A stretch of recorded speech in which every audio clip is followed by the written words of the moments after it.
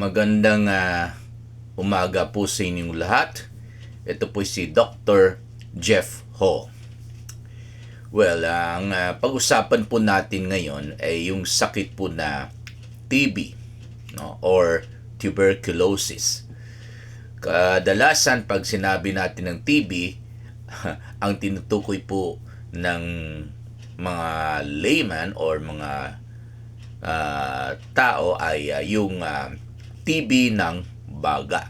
Okay, to be exact, ang tawag po natin ay pulmonary tuberculosis or PTB.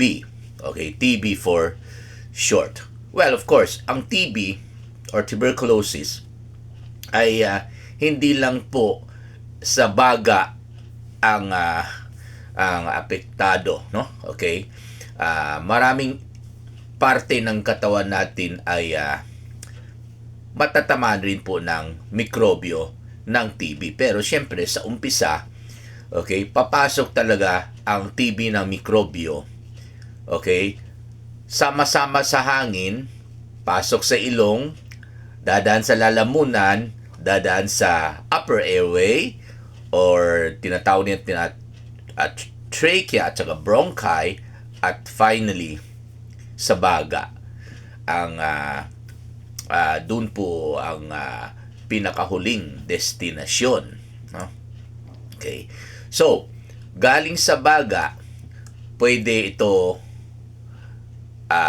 pupunta sa ibang parte ng katawan natin. Kaya po ang common na ibang parte ay ang mga lusay, okay, in Bisaya, kulani in Tagalog, or lymph nodes sa English po. Okay, sa Chinese, heart. Ayun, no?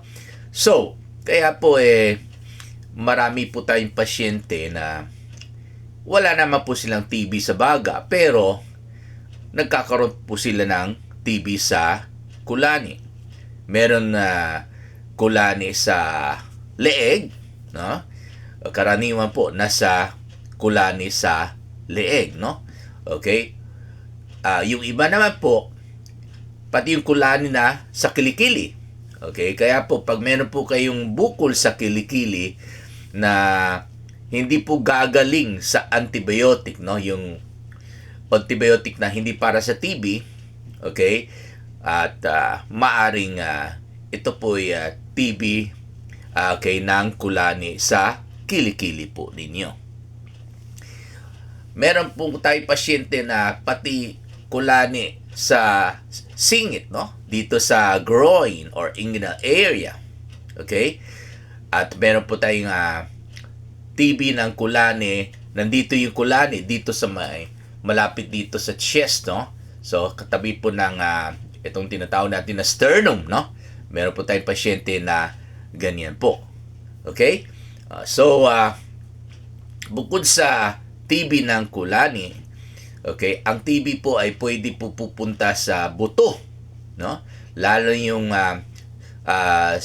spinal column natin, yung vertebral column natin, no? Pag nasira po yung buto natin, ang tawag po natin dyan ay Pott's disease, no? Or TB of the vertebral column. Okay? Meron TB na sa utak, no? Pero kadalasan po yung balot ng utak, okay, ang matamaan. Kaya ang tawag po natin sa balot ng utak ay meninges. Kaya po pag meron po tayong TB ng meninges or covering of the brain,